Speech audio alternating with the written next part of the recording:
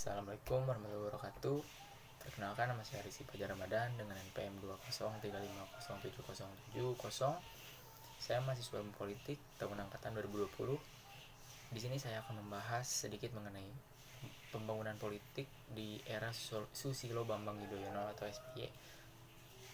Politik adalah berbagai kegiatan dalam suatu sistem yang menyangkut proses penentuan tujuan dan pelaksanaan seluruh masyarakat melalui pengambilan keputusan berupa nilai, ide, dan norma, kepercayaan dan keyakinan seorang atau kelompok terhadap suatu kejadian dan masalah politik yang dihadapinya. Politik seperti komunikasi, di mana politik dan komunikasi sama-sama melibatkan pembicaraan.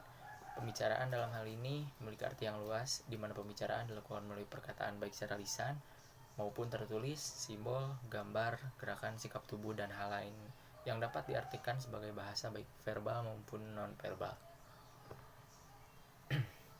Dalam suatu organisasi politik maupun figur politik seperti sosok SBY, komunikasi politik merupakan salah satu hal yang sangat penting.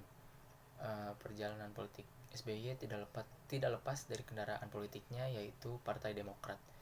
Partai Demokrat yang membawa laju karir SBY menuju RI 1 dengan terjadi dalam tubuh Partai Demokrat.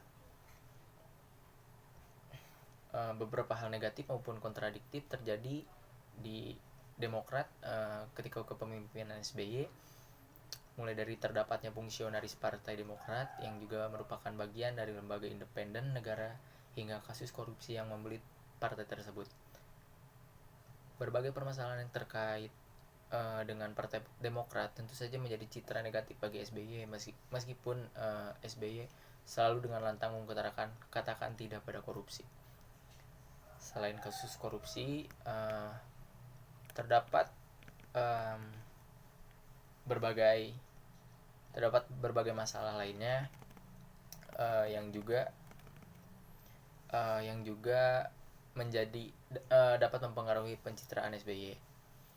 Adapun perkembangan politik pada masa Susilo Bambang Yudhoyono itu terbagi menjadi dua. Yang pertama, perkembangan politik pada masa SBY dengan wakilnya Yusuf Kala, yaitu pembentukan kabinet bersatu. Yang pertama, pada periode kepemimpinan yang pertama, SBY membentuk kabinet Indonesia Bersatu yang merupakan kabinet pemerintahan Indonesia pimpinan Presiden Susilo Bambang Yudhoyono bersama wakil Presiden Muhammad Yusuf Kala. Dan kabinet bersatu ini dibentuk pada 21 Oktober tahun 2004 dan masa baktinya berakhir pada tahun 2009. Yang kedua itu pada 5 Desember 2005 Presiden SBY melakukan perombakan kabinet untuk pertama kalinya, dan pada 7 Mei 2007 Presiden Susilo Bambang Yudhoyono melakukan perombakan kabinet untuk kedua kalinya. Lalu ada perkembangan politik Susilo Bambang Yudhoyono yang bisa dikatakan kedua, yaitu saat Presiden Susilo Bambang Yudhoyono dengan wakilnya yaitu Budiono, dengan pembentukan Kabinet Bersatu Jilid 2 yang merupakan Kabinet Pemerintahan Indonesia pimpinan Presiden SBY bersama wakil presidennya yaitu Budiono.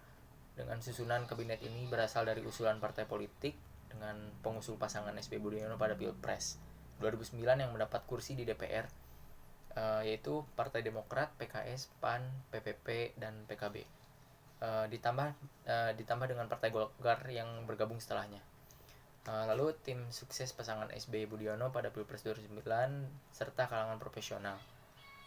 Susunan Kabinet Indonesia Bersatu 2 ini diumumkan oleh Presiden SBY pada 21 Oktober dan dilantik di hari setelahnya. Lalu yang kedua ada pada 19 Mei 2010 Presiden SBY mengumumkan pergantian Menteri Keuangan. Lalu pergantian ini memiliki tujuan untuk meningkatkan kinerja dari para Menteri Keuangan. Lalu yang ketiga, saat perkembangan Presiden SBY dengan Budiono ini, mereka menganut konsep trias politika, yang dimana trias politika merupakan konsep pemerintahan yang kini banyak dianut di berbagai negara di dunia. Konsep ini dasarnya adalah kekuasaan di suatu negara yang tidak boleh dilimpahkan pada struktur kekuasaan politik, melainkan harus terpisah dari lembaga-lembaga yang berbeda. Mungkin sekian pembahasan tentang pembangunan politik di era SBY ini. Kritik dan saran sangat saya nantikan di kolom komentar. Terima kasih.